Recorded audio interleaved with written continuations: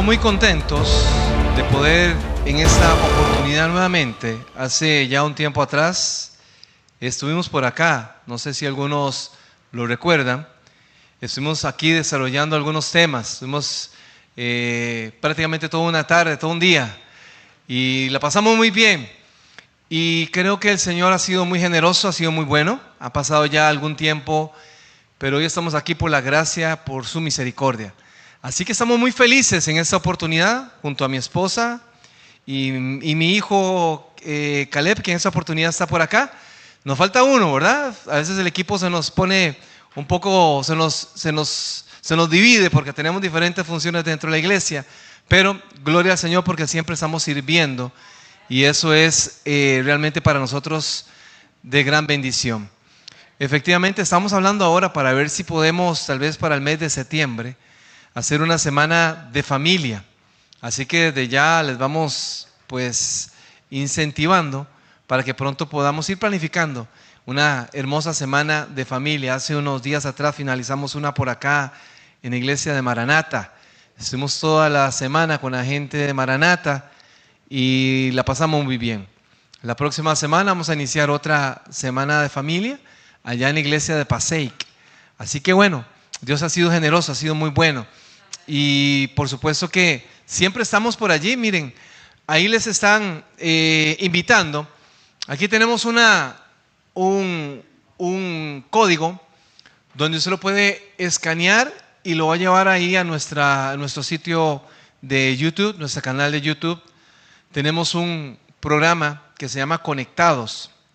Es un programa que se transmite desde acá, lo hacemos desde la iglesia, de nuestra iglesia, y se transmite allá en Costa Rica en una emisora radial, pero lo hemos hecho en un formato podcast donde usted lo puede por ahí revisar todos los jueves a partir de las 8 de la noche, en este horario, nuevo horario acá. Cuando cambie el horario nos vamos a atrasar un poquito, ¿verdad? Pero a las 8 de la noche. Así que puede escanear por ahí y te va a llevar al canal de YouTube. Ahí va a encontrar un montón de videos de familia, semanas de salud mental que hemos compartido y una gran cantidad de recursos que usted va a poder disfrutar, ¿ok? Bien, le invitamos entonces. Vamos a orar, pero vamos a orar leyendo, hay un texto bíblico que a mí me encanta y me gustaría compartir con ustedes que encuentro acá en Hebreos el capítulo 10. Hebreos el capítulo 10, el versículo 37. Dice la palabra del Señor: porque a un poco de tiempo, y el que ha de venir, vendrá y no tardará. Noten ustedes lo que habla aquí la palabra del Señor, el autor del libro Los Hebreos, hablando de Jesús. Porque a un poco, algunas versiones dicen un poco de tiempo. Y el que ha de venir, ¿quién ha de venir? ¿Quién ha de venir? Jesús. Y el que ha de venir vendrá y no tardará. Es la seguridad que tenemos que tener como hijos de Dios. Jesús prometió que va a venir. Y su palabra dice que el que ha de venir va a venir pronto. No tardará. Aquí no habla de periodos de tiempo. Aquí el autor no está refiriéndose a un mes, a un año, a 2 años. No. Lo que se está refiriendo aquí es la certeza de que Él va a cumplir su promesa. Pero mientras estemos en este mundo, experimentaremos una gran cantidad de cosas que quizás quisiéramos evitar.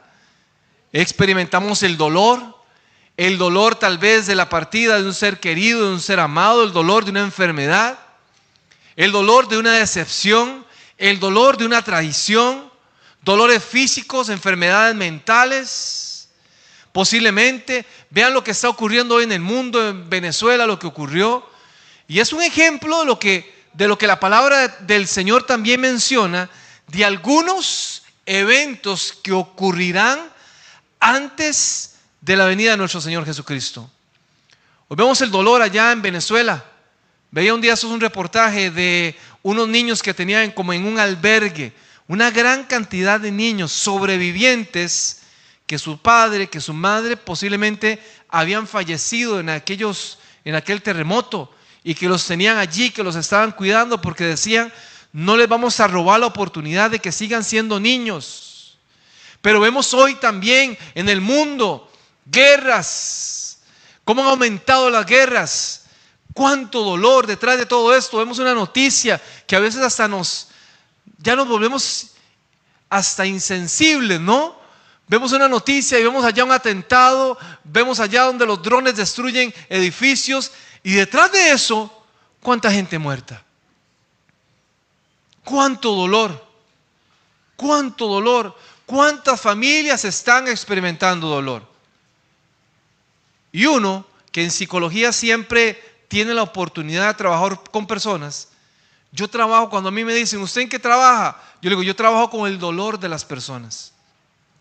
Porque yo trabajo con el dolor de las personas. Cuando yo me siento con una pareja, cuando yo me siento con un padre, cuando yo me siento con una madre, cuando yo me siento con un joven a hablar, que comparten su dolor, yo trabajo con ese dolor. Y hay mucha gente que hoy se siente así, se siente afligida, se siente desesperada, siente que su vida quizás no tiene sentido, no tiene propósito. Algunos han pensado hasta la idea de quitarse la vida. ¿Valdrá la pena seguir viviendo? ¿Valdrá la pena seguir experimentando ese dolor? Hace unos días atrás me decía una amiga: Hugo, estoy sufriendo porque mi mamá tiene una enfermedad terminal y es tanto el dolor que la está agobiando. No puede dormir, no puede vivir, ya han hecho todo. Ya el doctor dijo: humanamente hemos hecho todo y no hay recuperación, no hay forma, no hay posibilidad de que aquella persona se pueda recuperar. Y mi mamá se me acercó y me dijo que estaba pensando en eutanasia, pensando en la posibilidad de viajar a un país allá a América del Sur para poder quitarse la vida, porque ya no podía soportarlo. ¿Cuánto dolor? ¿Cuánto dolor ver a un niño sufriendo tal vez por el abuso de un adulto enfermo que le quitó lo más hermoso que podía tener un niño, y es su inocencia? Cuánto dolor. Así que vamos a orar en esta hora para comenzar, pidiéndole a Dios que toque nuestra mente, nuestro corazón. Él conoce su dolor. Dios conoce lo que usted está pasando.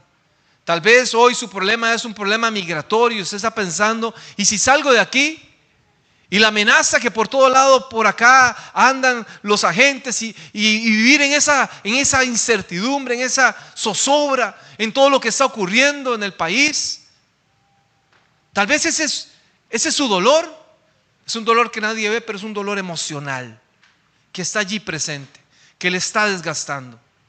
Hoy vamos a orar y vamos a pedirle a ese Padre Celestial, a ese Dios bueno, porque tenemos un Dios bueno.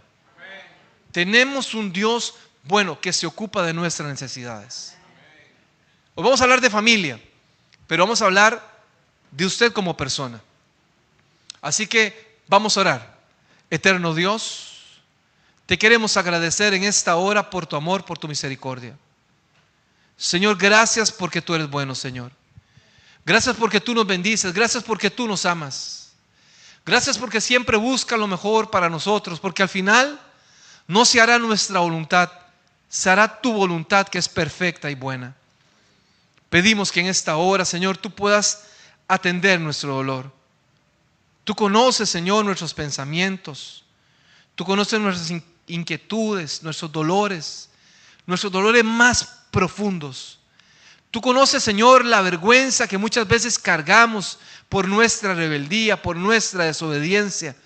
Tú lo conoces todo, Señor. Y queremos pedirte que en el nombre de Jesús tú te puedas glorificar. Puedas hacer una obra maravillosa en nuestras vidas, en nuestros corazones. Ayúdanos, Señor, a estar atentos, a recibir con alegría, Señor, lo que tú tienes para nosotros.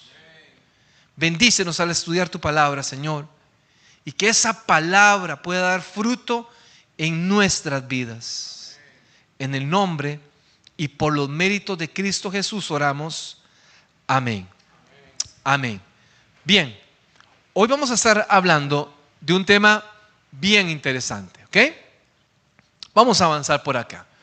Creo que no sé si tienen que darle el primer clic allí, ahí está, me adelanté un poco. El tema de hoy le hemos titulado El hogar que todos desean, pero pocos saben construir. A ver, todos queremos una familia perfecta. Todos queremos un hogar tal vez libre de conflictos. Pero la vida no es así. Pero de pronto hay situaciones que de pronto nos generan mucho dolor, mucha inquietud. Nadie se casa con el deseo de divorciarse a los 2 meses, ¿no? La gente se casa porque quiere envejecer con su compañera o con su compañero de vida. ¿Y cuántas veces hemos visto tal vez artistas famosos que hacen una recepción millonaria, multimillonaria, una fiesta multimillonaria e invitan a una gran cantidad de personas para celebrar su matrimonio? Y meses después nos damos cuenta de que aquel matrimonio fracasó. Y no nos vayamos allá, tal vez a la gente famosa. Estoy hablando también de gente que está en la iglesia, de gente que posiblemente hoy tiene una relación de pareja, una familia, y que está pensando tal vez de alguna forma en la idea de separación, porque quizás las situaciones del día a día en la familia son muy tensas. Ningún padre desea que sus hijos crezcan resentidos, crezcan apartados. Hoy muchas familias tienen una casa grande, pero están totalmente desconectados. Hoy básicamente la tecnología nos conecta, pero nos tiene también desconectados como familia. Y hoy la familia de nuestra era está enfrentándose a una gran cantidad de retos. Hoy hay una gran cantidad de situaciones que están amenazando a la familia. Y por eso es importante hablar acerca de cuál es la manera, de qué podemos nosotros hacer o qué podemos nosotros hacer para comenzar a reconstruir nuestro hogar, nuestra familia. ¿Qué es lo que espera Dios de eso? Hay un texto bíblico en el Salmo 127, y usted lo leyó anteriormente porque fue la lectura bíblica. Dice la palabra del Señor que si Jehová no edificare la casa, en vano trabajan los que la edifican. Noten usted lo que Salomón escribía en el Salmo 127. Si Jehová no edifica, de nada le sirve que usted haga su mayor esfuerzo si usted no invita al constructor allí a su hogar. Porque él no quiere visitarlo. Él quiere construir, él quiere ser el arquitecto de su hogar. Eso es lo que quiere Dios en su hogar, en su familia. Ser el constructor. Si Dios no edifica la casa, en vano. Y uno escucha usualmente a la gente diciendo: Hugo, es que yo he hecho lo mejor. Yo he buscado la forma de cómo solucionar ese problema. Yo lo he hecho por mí mismo. Yo he intentado hacerlo y ponerlo mejor. Pero no hemos invitado a Dios. Pero no le hemos permitido a Él que sea el constructor. Si Jehová no edifica la casa, en vano va a trabajar. En vano vamos a hacer el mejor esfuerzo si Él no está invitado en nuestro hogar. Y sigue diciendo: si Jehová no guardare la ciudad, en vano vela la guardia. Y eso le hablaba Salomón a aquellas ciudades que estaban fortificadas, que estaban cuidadas. Por más esfuerzo que hagamos, si Dios no está presente, no tenemos su cobertura. Pero hoy tenemos que también comenzar a revisar nuestras prioridades. A ver, hay una historia que encontramos en la palabra del Señor. Y yo quiero invitarle para que usted busque conmigo hoy en el libro de Jueces. Allí en el libro de Jueces vamos a leer la historia de un hombre. Y no solamente de un hombre, la historia de muchas familias, la historia de un pueblo que se había alejado de Dios. De hecho, en la palabra del Señor, Jueces, el capítulo 6, versículo 1, noten ustedes cómo la palabra del Señor, cómo la palabra comienza, cómo la palabra del Señor introduce esta historia. La palabra del Señor dice, Jueces el capítulo 6, versículo 1. Los hijos de Israel hicieron lo malo ante los ojos de Jehová. Eso es un ciclo repetitivo de apostasía. De hecho, ya para ese momento en el libro se repite 7 veces. Los hijos de Israel, o sea, los hijos de Dios, hicieron lo malo ante los ojos de Jehová. Y el ser humano constantemente busca hacer lo incorrecto o busca satisfacer sus deseos por encima de la voluntad de Dios. Y cuando el ser humano comienza a buscar suplir sus deseos, sus necesidades, sin hacer la voluntad de Dios, comenzamos a vivir bajo nuestros propios paradigmas de vida. Aquí el pueblo de Dios ahora estaba haciendo lo malo. Y ya esto era repetitivo, no era la primera vez. Por eso digo que es un ciclo repetitivo de apostasía. Se había alejado de Dios. Se había alejado de aquel que los había sostenido, de aquel que los había libertado de allá de la esclavitud, allá en Egipto. Dios los había protegido, los había sostenido, les había ofrecido tener una tierra diferente. Les había ofrecido protegerlos, cuidarlos, ser su Dios. ¿Se imaginan ustedes qué hermoso? Dios quería habitar con su pueblo, quería estar ahí con su pueblo. Pero aquel pueblo, que era un pueblo testarudo, que era el pueblo de Israel, dice la palabra del Señor que había hecho lo malo. ¿Qué estaba haciendo el pueblo de Dios? ¿Qué estaba haciendo el pueblo de Israel? Se había contaminado. Habían adoptado costumbres de otros pueblos, de otras naciones. Estaban ahora ofreciendo incluso sacrificios a otros dioses. Vean a lo que había caído el pueblo de Dios. Se había separado. ¿Será que hoy la realidad de la iglesia, la realidad del pueblo de Dios será diferente? ¿Nuestro contexto actual será distinto a este? Bueno, y dice la palabra del Señor, y Dios los entregó en manos de Madián por 7 años. Y dice el texto bíblico, usted lo va a poder leer. Va a leer toda esta historia en su casa, o sea, va a tener tiempo para poder leerla. Se la voy a comentar, ¿ok? Yo voy a hacer el esfuerzo para darle la mayor cantidad de detalles y despertar en usted la curiosidad, por si usted no ha leído esta historia, para que lo llegue a hacer.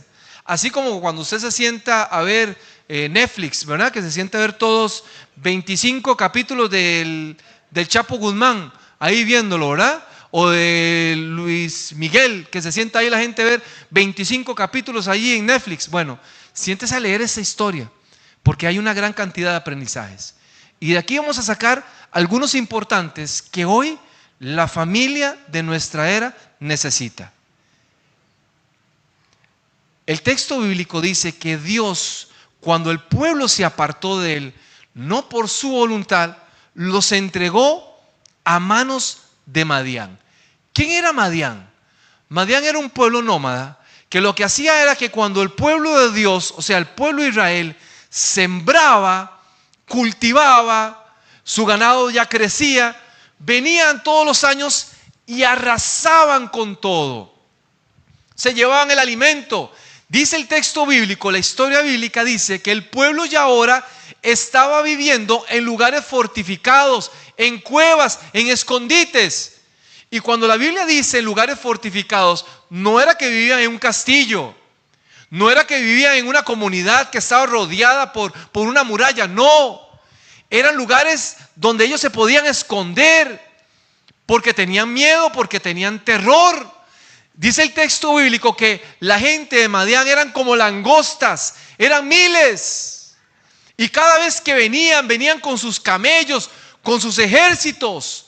Era una gran cantidad, era una multitud que venía y arrasaba con todo. ¿Se imaginan ustedes lo que es que usted cultive? Porque era gente que vivía del cultivo, era gente que vivía de cuidar el ganado. y cuando venía el pueblo enemigo se llevaba todo. Dice la Biblia que aquella gente, su condición, su situación cada vez era peor. Es más, el texto bíblico dice que vivían de manera miserable. ¿Se imaginan ustedes? Noten ustedes, porque el enemigo siempre viene a robar, a matar y a destruir. El enemigo siempre quiere quitarnos la bendición que Dios nos quiere entregar. Pero ¿qué es lo que pasa cuando el ser humano quiere vivir lejos de la cobertura divina? ¿Qué es lo que pasa cuando el ser humano comienza a alejarse de Dios? A ver, yo pregunto, ¿será que el pueblo de Dios, será que el pueblo de Israel, de este Israel bíblico, de la noche a la mañana, ahora sí, decidieron adoptar otras culturas? ¿Decidieron seguir otros dioses? ¿Será que la idolatría aparece de la noche a la mañana? ¿O será que es un proceso? ¿Será que el tiempo, poco a poco, de manera progresiva, la gente va adoptando otras cosas que de pronto lo comienzan a alejar de Dios? Hoy no voy a hablar de la tecnología, pero ¿qué es lo que ha hecho hoy la tecnología? Hablando de las redes sociales, hablando del teléfono, ¿qué es lo que ha hecho? ¿Se ha constituido eso un Dios tal vez para nosotros? Tal vez lo más importante para nosotros puede ser un teléfono, puede ser una relación, puede ser un trabajo, puede ser el dinero. Hay tantos dioses que posiblemente hoy hemos levantado y que nos están apartando del verdadero Dios, de su plan y de su propósito. Y el pueblo de Dios, el pueblo de Israel, se había alejado. Y ahora estaba sufriendo las consecuencias de su desobediencia. Es que cuando el ser humano se aleja, cuando las familias se alejan de Dios, comenzamos a experimentar por nuestras propias decisiones la responsabilidad de las decisiones que tomamos en algún momento, las consecuencias de lo que hicimos en algún momento. Comenzamos a experimentarlas. Cuando la gente dice, uy, yo no sé lo que me está pasando, mire la presión arterial, la tengo alterada, los triglicéridos, no puedo ni caminar, no me puedo ni agachar. Le aseguro que la mayoría de los problemas de salud tienen que ver con la forma irresponsable como nosotros en algún momento vivimos nuestra vida, porque no fuimos responsables con lo que comimos, con lo que tomamos, porque no tuvimos hábitos saludables. Y hoy la gente quiere, hermano, ¿se puede orar por mí para que Dios me sane, para que me quite ese problema? Sí, pero no quiere cambiar de hábitos. Entonces queremos recibir un milagro, pero no queremos dejar lo que nos hace daño. Y así es el ser humano. Quiere que Dios intervenga, pero no quiere abandonar lo que le hace daño. Quiere seguir con aquella novia que no quiere ir por el camino donde usted debe de ir. Soy seguro que en algún momento Dios la cambiará. Sí, pero posiblemente también ella lo cambiará a usted. Y sus valores se verán comprometidos. Pero eso es poco a poco.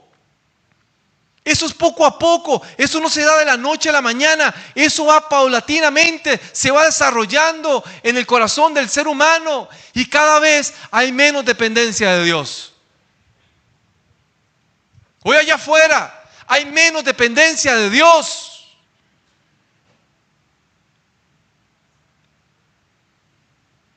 Hoy algunos tienen la esperanza de que todo esto va a mejorar. No va a mejorar. Ni la economía, ni la seguridad, ni lo que está ocurriendo en el mundo. No va a cambiar porque está escrito que las cosas van a ir así. Se van desarrollando así porque eso nos asegura y nos recuerda que su venida está cerca. Por eso tenemos que prepararnos. Por eso tenemos que ser fieles. Por eso tenemos que ser honestos con Dios. ¿Cómo no vamos a ser fiel con aquel que es tan fiel con nosotros? Porque Dios es fiel. Dios es fiel. Su fidelidad lo tiene hoy aquí usted sentado. Su fidelidad. Pero dice la palabra del Señor que pasó algo. Y aquí hay algo muy interesante. Porque dice la palabra que el pueblo de Dios ahora sí clamó a Jehová. Y ahora sí, en medio de la necesidad, en medio del dolor, cuando el ser humano clama, Dios interviene. Porque tenemos un Dios misericordioso. Dios intervino y escuchó el clamor de aquel pueblo. Y en ese momento apareció un profeta para recordarles lo que Dios había hecho con ellos. Para recordarles a aquel pueblo que tenían que nuevamente vivir en fidelidad. Y aquí aparece uno de los personajes bíblicos tal vez que más se hablan. Aquí aparece Gedeón. Dice la palabra del Señor que aquí había un hombre llamado Gedeón, que se llama así el cortador, el derribador, y usted se va a dar cuenta por qué se llama así. Dice la palabra del Señor que allí mismo el ángel de Jehová, ¿quién es el ángel de Jehová? Jesús. Se le apareció a aquel hombre llamado Gedeón. Se sentó allí. Y eso me recuerda también cuando el ángel de Jehová se sienta a la par, allí donde estaba Gedeón, y comienza a hablar con Gedeón. Me recuerda también la historia de aquella mujer samaritana allá en Sicar, ¿lo recuerdan? Que dicen que Jesús se sentó porque estaba cansado del camino. Se sentó allí a la par de aquella mujer y comenzó a hablar con aquella mujer allá en el Sicar. Pero ahora está hablando con Gedeón. Comenzó a hablar con Gedeón y le dijo: varón esforzado y valiente. Noten ustedes la descripción que Dios tenía de aquel hombre. Varón esforzado y valiente. ¿Qué estaba haciendo Gedeón? La Biblia dice que Gedeón estaba encerrado, escondido en un lugar. Estaba trillando ahí, estaba sacudiendo el trigo, separando el trigo allí, la semilla de la paja la estaba haciendo, pero eso no se hacía en un lagar. El lagar era un lugar donde se producían el vino, donde se trabajaba con uvas. Gedeón, como todo el pueblo, estaba escondido. Él no podía hacerlo como usualmente se practicaba en aquel momento. El trigo se sacudía en lugares abiertos. ¿Por qué? Porque eso provocaba que la paja pudiese volar y pudiese separar todo el producto como debía de ser. Pero ahora estaba encerrado, escondido. ¿Y cómo lo llamó Dios? ¿Cómo lo llamó Jesús cuando lo miró? Varón valiente y esforzado. Dios está contigo. ¡Qué seguridad! Porque Dios, en medio del dolor, en medio de incluso hasta del temor, nos quiere recordar: Él está con nosotros. Aún en medio de la adversidad, Él le recuerda. Es más, Gedeón comienza a decirle: pero ¿cómo si yo soy hasta el más pequeño de mi hogar, de mi casa? Pero Dios ya le había puesto a él. Y aquí comienza Gedeón a hablar con Jesús. Y comienza hasta a pedirle señal, porque él tenía un propósito. Y aquí hay en la historia de Gedeón 3 cosas que a mí me gustaría compartir con ustedes. Porque aquí Dios comienza a hablar con Gedeón y comienza a pedirle ciertas cosas. Gedeón, usted lo puede leer, no me voy a detener en eso, pero Gedeón obviamente quería fortalecer su fe. Aún tenía desconfianza y quería pedirle a Jesús que confirmara que lo que él estaba diciendo era realidad. Que por fin su pueblo iba a ser liberado. Que por fin iban a obtener una victoria de la gente de Madián. Que los iba a liberar. Que los iba a liberar de la opresión. Y como ser humano tenía sus dudas. Pero aquí Dios comienza a hablar con Gedeón. Dice el texto bíblico, mire, hay 3 cosas que Dios le pidió.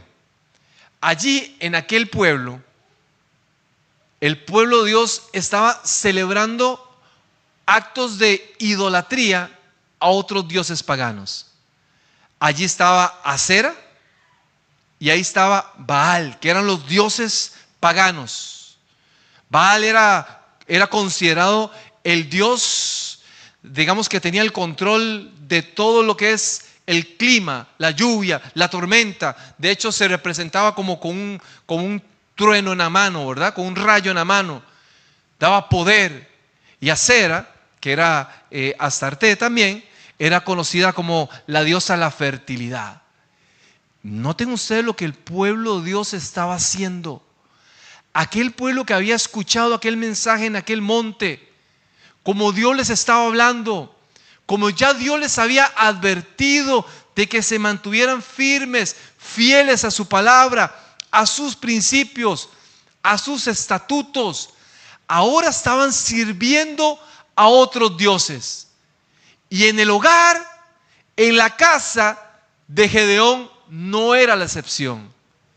De hecho, la Biblia dice que el papá de Gedeón tenía ahí un altar. Y tenía allí a la diosa Acera ahí también.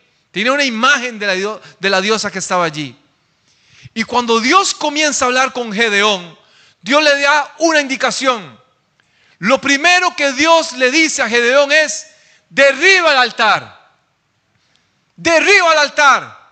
Aquel altar que habían construido en su casa, ahora tenían que derribarlo. Ya no más altares paganos. Y ese es el llamado que Dios hoy nos hace, porque hemos levantado, hemos construido altares que nos están alejando de Dios. Puede ser el deporte,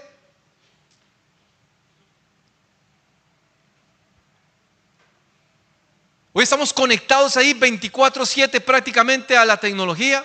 Puede ser la televisión a través de todo lo que se ve, los streaming que se ven allí, Netflix, películas, música.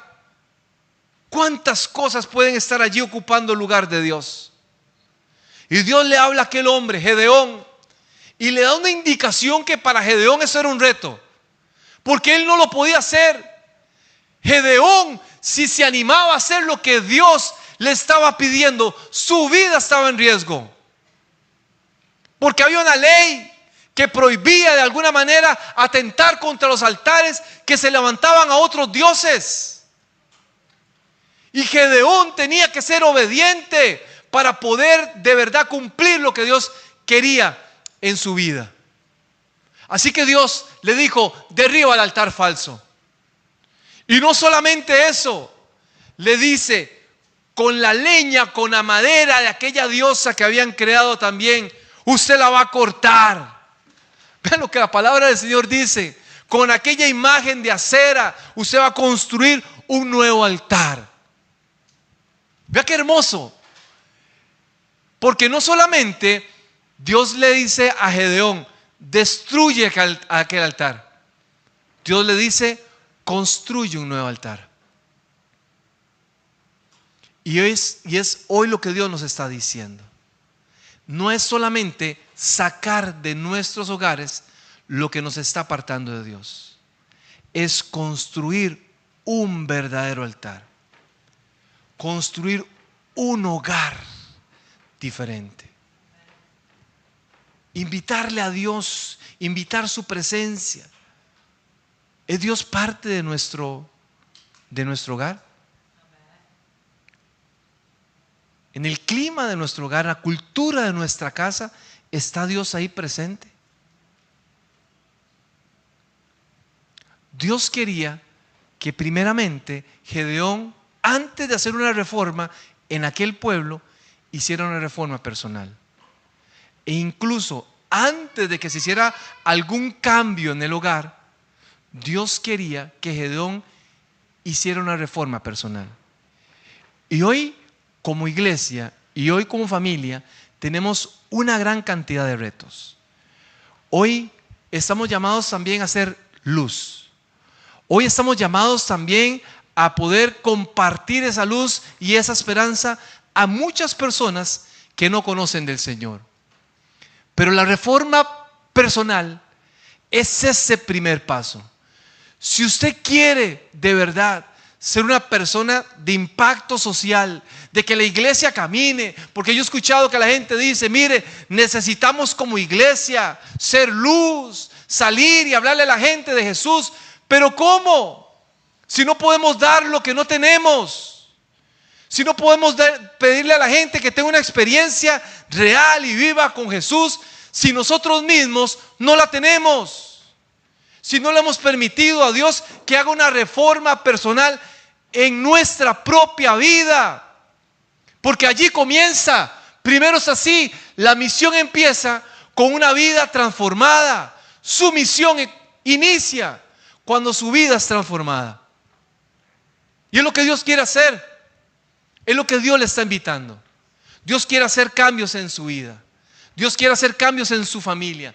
Pero ¿por dónde quiere comenzar? Quiere comenzar con usted primero. Por eso Dios le habló a aquel hombre allá en aquel lugar. Por eso Dios escogió el mejor lugar para hablar con él. Allí a solas. Para decirle: varón esforzado y valiente, Jehová está contigo. Y a partir de allí, la vida de Gedeón cambió. Y todos conocemos qué es lo que pasó en aquella historia. Gedeón tenía 32,000 personas que habían escogido para salir a la guerra, para ir a pelear contra aquellos madianitas. Y Dios le dice: no, Gedeón, son muchos. Después van a decir que ellos fueron, con su poder, con su mano, los que derrotaron a los madianitas. Diles hoy en la noche que los que tengan miedo, que se regresen. Y dice la palabra del Señor que ¿cuántos se regresaron? Sí, 22,000. Se regresaron 22,000. ¿Y cuántos quedaron? 10,000.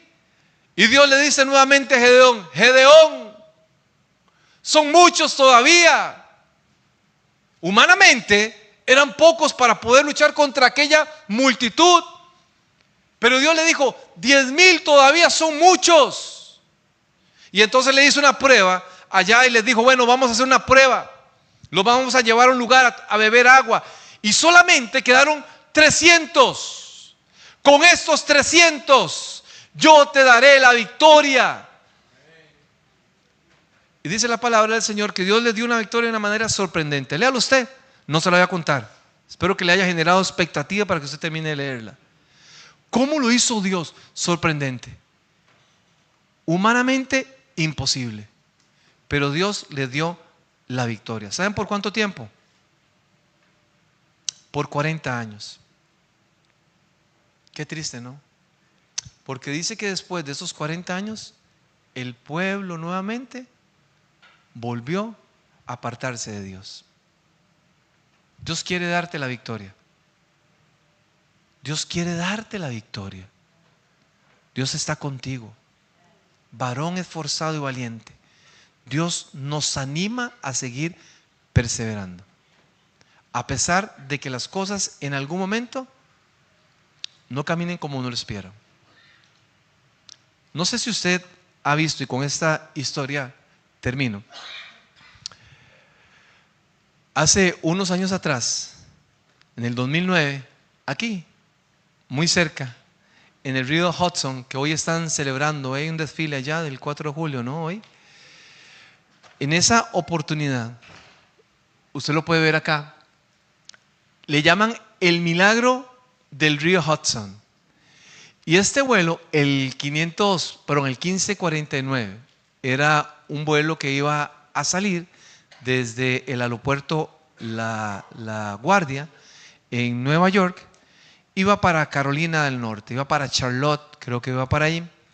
Era un vuelo que prácticamente era un vuelo de rutina. Era un vuelo que siempre se daba y que parecía que no había ningún problema. Pero las cosas cambiaron porque para ese momento el clima, que es un poco diferente, ¿no? Un poco frío o bastante frío, las condiciones, a pesar de eso, se veían perfectas para poder volar. El capitán Sullivan, que era conocido como Sully, él era el encargado de ese vuelo, un hombre que tenía una gran experiencia. Y así salieron del aeropuerto La Guardia. Pocos minutos, cuando salieron e iban en el aire, el capitán escuchó como una explosión y se dieron cuenta que uno de los motores del avión había explotado. De pronto, el segundo motor del otro lado también explotó. Ya para ese momento, el capitán Sully comenzó a hablar con la torre de control, a decirles que tenían una emergencia. Allí iban 155 personas que iban viajando en ese vuelo. Y ahora sí, las cosas cambiaron. Porque la vida cambia. Porque las circunstancias cambian. Porque una mala noticia puede cambiarlo todo. Porque un dictamen médico, una revisión médica de rutina puede cambiarlo todo. Porque así es la vida, que es dinámica. Porque así somos los seres humanos. Hoy estamos aquí y algo nos puede ocurrir saliendo. Un accidente nos puede cambiar todo. Y allí comienza la interacción. El capitán Sully comienza a hablar con la torre de control. Y la torre de control le dice: regresa al aeropuerto. Regresa a la guardia. Y él le dice: negativo, no puedo. El avión está perdiendo altura. No me puedo regresar al aeropuerto de donde salí, porque es posible que yo pueda chocar contra todos los edificios allá en Nueva York. Y entonces la gente le decía: mire, bueno, ahora entonces hay otro aeropuerto que está cerca, el aeropuerto de Teterboro, acá en Hackensack. Y entonces se comenzaron a intentar buscar la forma de cómo aterrizar en aquel aeropuerto. Y él dijo: negativo, no puedo llegar allí, el avión está perdiendo altura. Así que Sully tomó una decisión con su tripulación. La decisión era aterrizar en el río Hudson. Esa era la decisión. ¿Se imaginan ustedes? Un avión comercial aterrizando en un río. Eso es una historia de la vida real. Ahí está una película y todo. Y entonces comienza ya, ¿se imaginan ustedes la gente que está allá adentro? La zozobra, la incertidumbre, el miedo, el terror, el pánico. Yo no sé qué haría usted. Por supuesto que para ese entonces tal vez no todo el mundo tenía ni redes sociales, ni teléfono, ni WhatsApp, ni nada de eso, ¿no?